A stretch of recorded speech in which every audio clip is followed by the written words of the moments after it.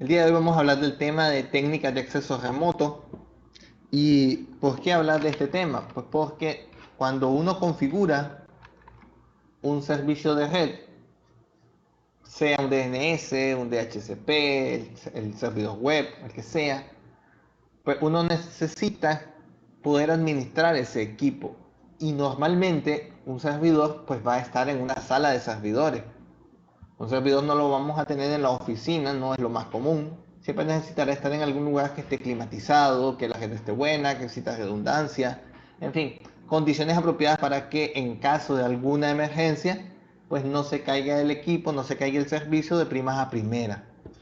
Entonces necesitamos poder acceder a ese equipo que está en esa sala, que está remoto, pues para poder monitorizarlo, para poder instalar algún nuevo paquete, para poder desinstalar algo, para corregir algún problema que pueda estar ocurriendo en el servicio. Es decir, para cualquier cosa que nosotros necesitemos hacer, vamos a necesitar conectarnos a él y ese servicio, pues, como le he dicho, el servidor va a estar en algún otro lado. Entonces necesitamos poder hacer una administración remota de ese equipo. Existen diferentes formas de poder conectarnos remotamente a un equipo. Hoy en día esto se ha vuelto incluso muy común. Pongo ahí una serie de productos que nos pueden ayudar a esto. Tal vez el que conocemos más de primera mano es el TeamViewer. Sin embargo, no es el único. Microsoft tiene el suyo, que en Microsoft Remote Desktop, y existen otros productos también de paga ahí en el mercado que se pueden utilizar y que son muy buenos. Y de hecho, en la actualidad cada vez cobra más importancia esto debido a que las empresas que se encargan de dar soporte técnico muchas veces están ubicadas en otros países, como por ejemplo Microsoft, que da soporte a diferentes equipos que ellos tienen, como la Surface, como la Xbox. Las empresas que dan soporte técnico, hay algunas ubicadas acá en el país. Entonces, la gente llama de varias partes del mundo y son atendidos desde acá del país. ¿Y cómo hacen? Pues se conectan remotamente a esos equipos para revisar los problemas que tengan, para instalar alguna actualización, para dar un soporte técnico. Entonces el soporte técnico hoy en día, salvo que sea un soporte en hardware, que en ese caso hay que llevarlo pues a alguna tienda, el soporte software es ofrecido de forma remota, a través de diferentes productos, pero de forma remota. Entonces, en ese sentido, a la hora de hablar de conexiones remotas, vamos a diferenciar tres modos de forma general.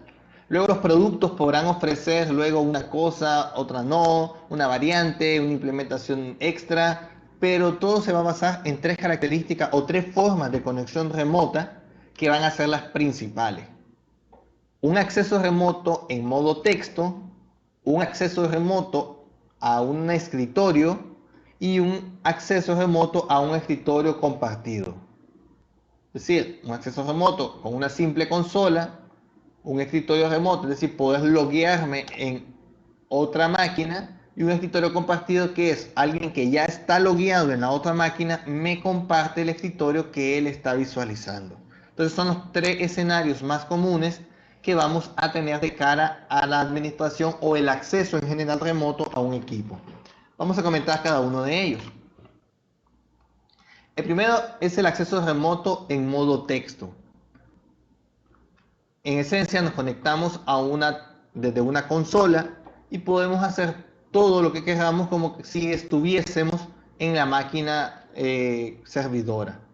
Es decir, tendríamos una consola igual como la de Linux, solo que estaríamos conectados desde nuestra máquina y haríamos pues desde nuestra máquina todos los comandos, pero todo eso lo estamos haciendo en la máquina servidora. Esto permite tener un control total del equipo, porque ya sabemos que desde comando esto es de donde podemos hacer prácticamente cualquier cosa. Lo hemos venido haciendo a lo largo del curso, todo prácticamente a nivel de comandos. Entonces, siempre una conexión a nivel de comando es de las que nos va a permitir hacer prácticamente todo. Luego tenemos otra característica que es que consume poco ancho de banda.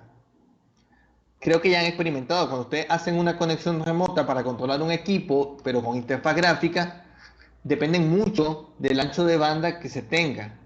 Por el contrario, cuando las hacemos en modo texto, el ancho de banda que se requiere es muy poco. Entonces es siempre la opción más viable porque va a ser la que va a requerir menos recursos. Pero obviamente no es viable tal vez para todo tipo de aplicaciones, sino para aquellas aplicaciones que a nivel de comandos, ficheros, podamos cambiar cualquiera de sus configuraciones. Luego, ¿qué desventaja tiene el acceso remoto a nivel de comandos meramente? Que como todo se realiza a nivel de comandos, requerirá que conozcamos muy bien los comandos que podemos utilizar, los ficheros que debemos de tocar, cualquier combinación de comandos que nos sea de utilidad. Sería dominar la consola lo mejor posible, porque ya que no tenemos una interfaz gráfica, cualquier operación que queramos hacer tendremos que saber hacerla con algún comando, desde lo más básico como copiar hasta cosas más avanzadas como editar, sustituir secciones de código, filtrar los logs, es decir, todo lo que queramos hacer en modo comando lo podemos hacer, pero requerimos del dominio de la consola. A la hora también del acceso remoto en modo texto, no creas que esto solo se ciñe a Linux, porque aunque Linux tiene la terminal tal vez con muchos más años de experiencia y mucho más robusta, Windows también tiene una terminal muy completa y no me refiero propiamente al CMD, que es simplemente una herencia del sistema operativo 2 que está en las máquinas Windows.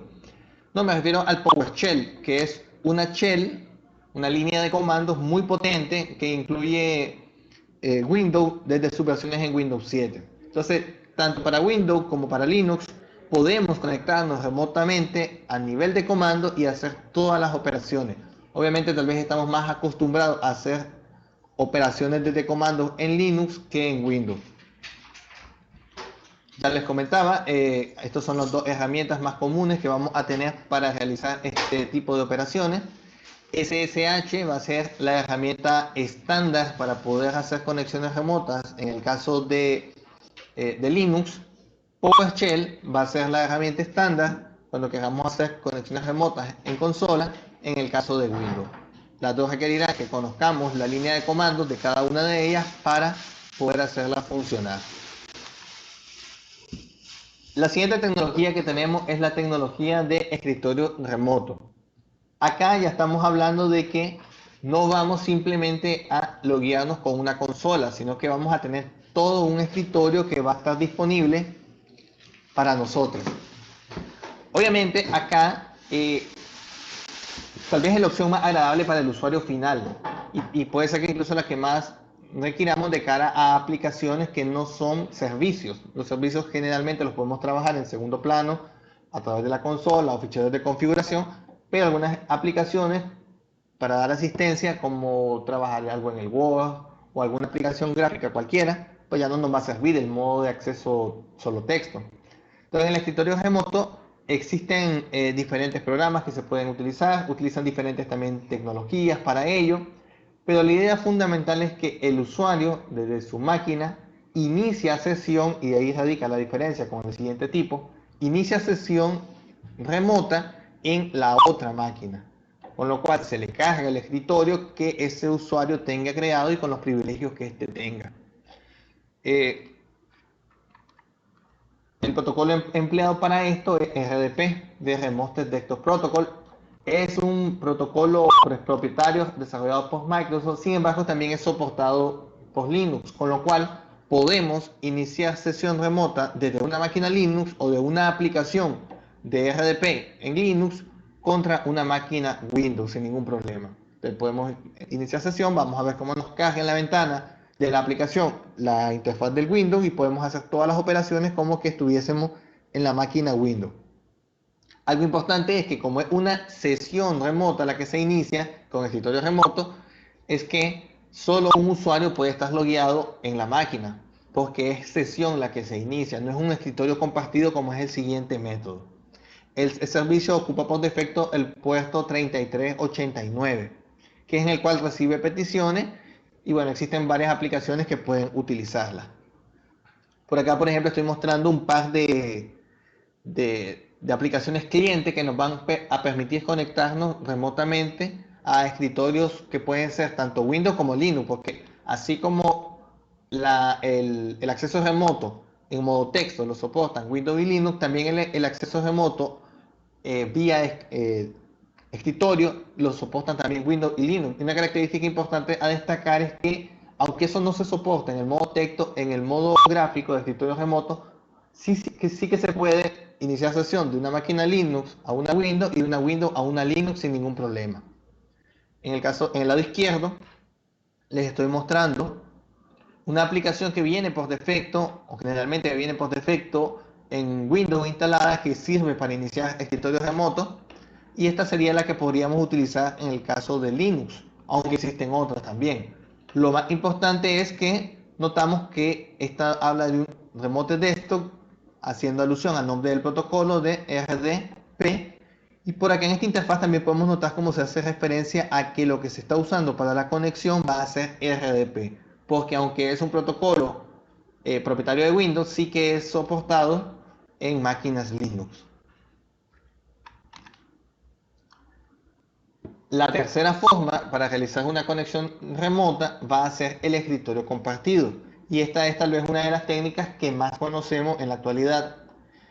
TeamViewer, por ejemplo, es una de las cosas que hace, es un escritorio compartido. O aquí mismo, cuando a través de una aplicación como Teams damos acceso a otro usuario a nuestra máquina, lo que estamos haciendo es un escritorio compartido. La diferencia con los dos anteriores es que acá la sesión ya debe de haber sido iniciada por el usuario en la máquina remota, y es el usuario en la máquina remota el que permite que nosotros accedamos a la sesión que él ya tiene, con lo cual nos comparte el escritorio que está utilizando. ¿Qué significa esto? Que si la sesión no está iniciada en la máquina remota, yo no puedo utilizar esta técnica de VNC o de escritorio compartido, como también se le suele decir. Luego esta técnica pues, va a permitir cosas que ya hemos visto en la práctica, como son el poder controlar el mouse, poder escribir con el teclado de la máquina remota. Es decir, todo lo que nosotros hemos notado en aplicaciones como el TeamViewer o con el mismo Team, las podemos hacer gracias a que por debajo todo esto ocupa algo llamado VNC, que es el protocolo estándar o el estándar de cómo se trabaja en este tipo de servicios. Este VNC es uno de los productos libres más comunes. Luego hay varias implementaciones que existen en el mercado, y van a notar que al final lo que se logra es lo mismo que logramos con TeamViewer, Teams, Zoom, cualquiera de esas herramientas que tengamos por ahí. Entonces, en conclusión, ¿qué podemos decir? Que bueno, necesitamos métodos para poder acceder de forma remota a las máquinas, porque vamos a necesitar generalmente configurar algo, instalar algo, revisar algo, monitorizar algo. La forma de hacerse, las más comunes son tres, o más bien las podemos englobar en tres, que son el modo consola, va a ser el más flexible y potente de todos, pero va a ser el que también requiera mayores conocimientos informáticos, porque requerirá que conozcamos mucho de comandos y de estructura de archivos, estructura del sistema de archivos. Luego está el escritorio remoto, que sirve para iniciar sesión en una máquina remota con interfaz gráfica, lo cual, si acaso estuviera ya un usuario logueado, pues lo va a sacar. Este método es soportado tanto en Windows como en Linux, e incluso se pueden hacer de forma cruzada, es decir, un cliente de uno con un servidor del otro, o con el servicio habilitado más bien en el otro. Y luego tenemos la técnica del escritorio compartido, que lo que permite, como su nombre lo dice, es compartir el escritorio o la sesión que ya está iniciada. Con lo cual, si la sesión no ha sido iniciada, pues entonces el escritorio compartido no nos va a funcionar. Entonces, este es un poco el tema que quería compartirles acerca de lo que son las técnicas de acceso remoto.